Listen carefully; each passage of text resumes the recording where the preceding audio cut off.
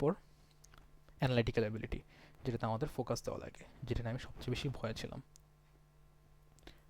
So এখানে কিছু puzzle থাকে, যেরকম একটা puzzle, what comes next in the sequence 3 6 11 18 27, so obviously pattern দেখে বোঝা যায় যে অ্যাড করে করে সামনে যাচ্ছে, তাই এখানে 38 হবে।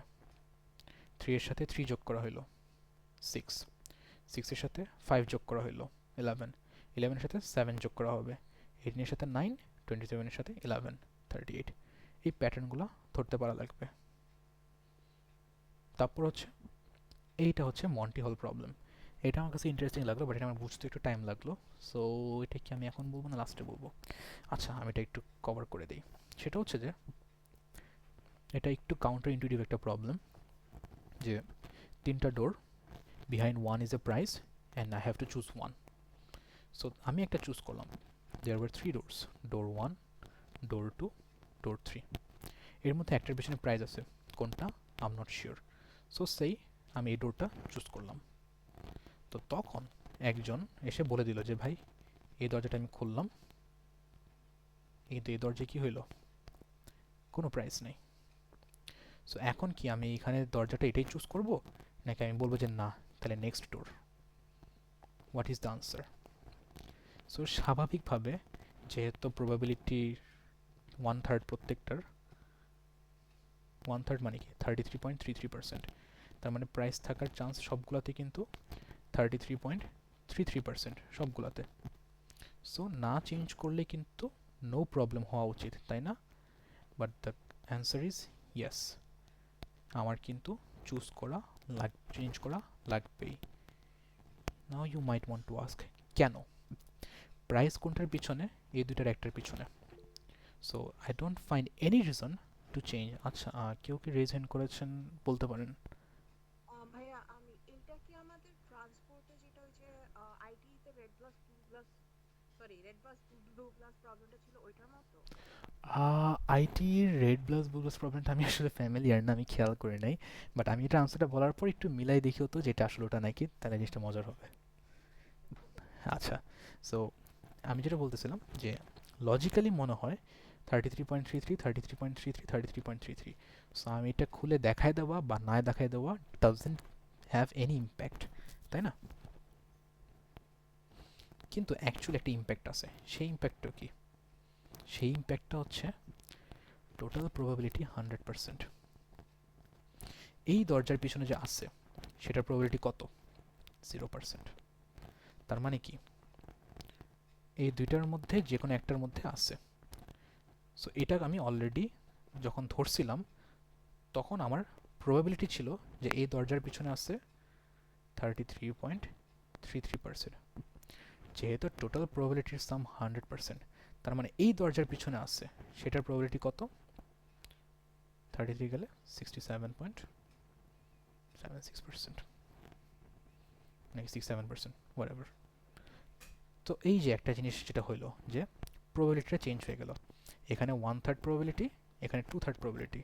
তার মানে কি, ডোর বিটা আমার চুজ করলে better chance that I can bet the prize. এখন ব্লু ব্লাস রেড ব্লাস প্রবলেমটা কি এরকমই ছিল? জি ভাইয়া, কাইন্ড অফ এরকমই। আচ্ছা। জাস্ট কলার পরিবর্তে ফার্স্টে হচ্ছে তিনটা অপশন ছিল, বাস, কার আর সামথিং এলস। আচ্ছা। তারপরে হচ্ছে বাসে হচ্ছে জাস্ট কালার কোডেড করে, একটা ব্লু প্লাস আর একটা হচ্ছে রেড প্লাস। তো ও আচ্ছা, ঠিক আছে। তাহলে এই যে প্রবাবিলিটি জিনিসগুলো, তো এগুলো কিন্তু ট্রিক কোয়েশ্চেন, এগুলো কিন্তু র্যাশনাল না, কারণ আমি জানি যে আমি যেটা ধরে রাখছি সেটা আমি চুজ করে রাখছি। আরেকটাতে থাকুক না থাকুক, doesn't have any impact, but mathematically there is an impact. So এই যে এই মন্টি হল প্রবলেম যেটা, এটা এক ধরনের ইন্টারেস্টিং প্রবলেম। তো আইবিএতে এই টাইপের প্রবলেমগুলো কিন্তু দিতে চায়, জাস্ট টু চ্যালেঞ্জ। সো এই টাইপের জিনিসগুলো কিন্তু আমাদের কম বেশি প্র্যাকটিস করা লাগে। তারপর ক্রিটিক্যাল রিজনিং, এটাতে সবাই একটু ভুল হয়ে যায়, কারণ একটাই কারণ, যে ইংলিশটা বুঝে না। All cats are mammals, some mammals are pants.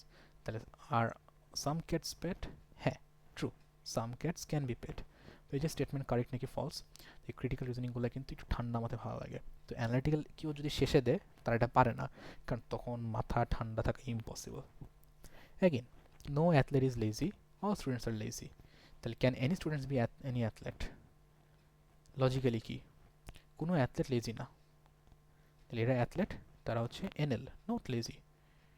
এরা স্টুডেন্ট, তারা কি লেজি। তাহলে কেউ কি অ্যাথলেট হতে পারবে? না, কারণ অ্যাথলেট হইতে হলে কী হবে, এই লেজিটা চেঞ্জ হয়ে নন লেজি হইতে হবে। এখন অ্যাথলেটে কি দেখি, অ্যাথলেটে কি কোনো নন লেজি আছে? হ্যাঁ, বাট তারা কি চেঞ্জ হইতে পারবে? না, কারণ তারা lazy. So can any students be athlete? No.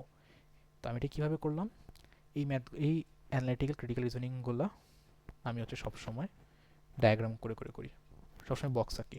All cats are mammals, ম্যামলসের box আঁকি, ক্যাটের বক্স আঁকি, তো আমি কম্পেয়ার করি যে ঠিক আছে এটা যদি চেঞ্জ করি তারা কি এখানে যাবে নাকি যাবে না। এইটা আমি হচ্ছে ডায়াগ্রাম ছাড়া আমি ক্রিটিক্যাল রিজনিং পারি না।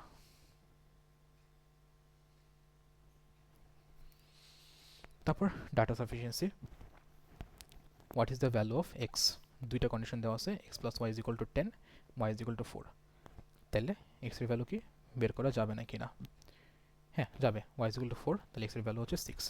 বাট কথা হচ্ছে যে to not do this math, কারণ তারা শুধু জানতে চাবে যে can you solve the problem or can you not solve the problem.